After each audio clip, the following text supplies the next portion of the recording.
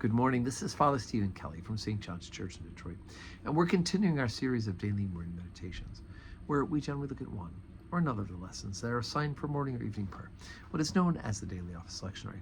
Today, for Saturday, let's work our way back into St. John's Gospel. We're still in the 8th chapter. We had a lesson two days ago about the woman caught in adultery.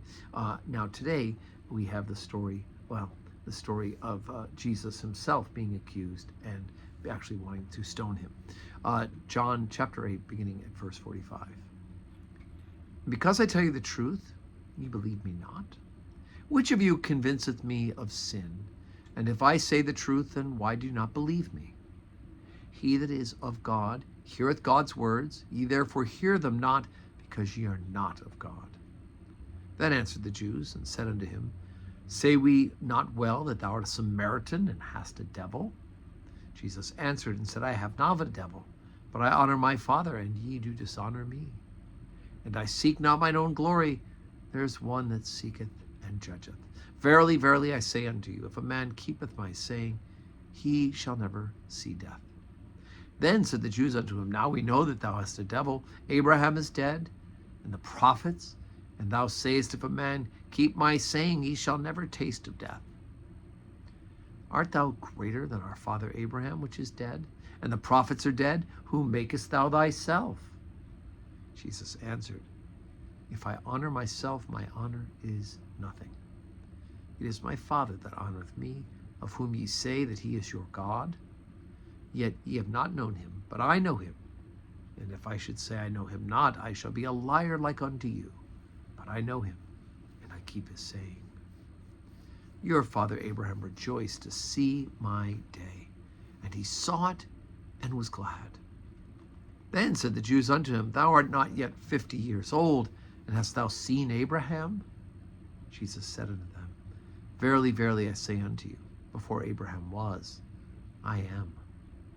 Then took they up stones to cast at him. But Jesus hid himself and went out of the temple, going through the midst of them, and so passed by.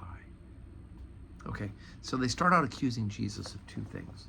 You have a devil and a Samaritan. You're a Samaritan. Now, Jesus doesn't even deal with the Samaritan thing. It's so absolutely ridiculous. He's obviously not a Samaritan.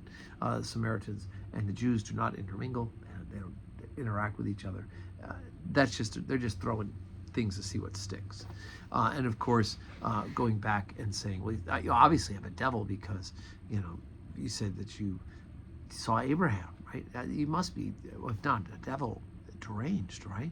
And of course, then we get into this wonderful discourse that says that, first of all, he can't do anything but honor himself because he's the second person of the Trinity. All he can do is witness that who he is. And he says, Abraham rejoiced to see my day. And now they're like, you are mad, right? You're not even 50 years old. How can you know Abraham? That was hundreds and hundreds of years ago, right? And that's when we hear about the Jesus claiming divinity for himself, for which he's being stoned, by the way, right? That's one of those stonable offenses. If you claim to be God, for Jesus to say before Abraham was, I am, he's claiming the holy name of God for himself. Yahweh means I am. Jesus is proclaiming his divinity. And boy, oh boy, they're not going to hear that. They're not ready for it, and they refuse. And so the solution for them is to take up stones and to stone him. Now, thankfully, that didn't happen. He was able to just slip away, and his time had not yet come. But Jesus can do nothing else but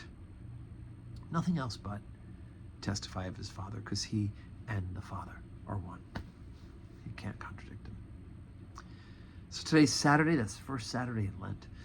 And so I hope that you're getting ready to be at church tomorrow. So very important that we get a good start off in Lent by not missing that first Sunday in Lent. But we'll be singing the litany in procession, which is always the best part of the beginning of Lent. So 7:30 morning prayer, 8 o'clock Holy Communion, 10 o'clock Holy Communion, 5:30 evening prayer. I do hope to see you tomorrow in church. Today, let's pray for one another. And may your Saturday be a day full of blessings.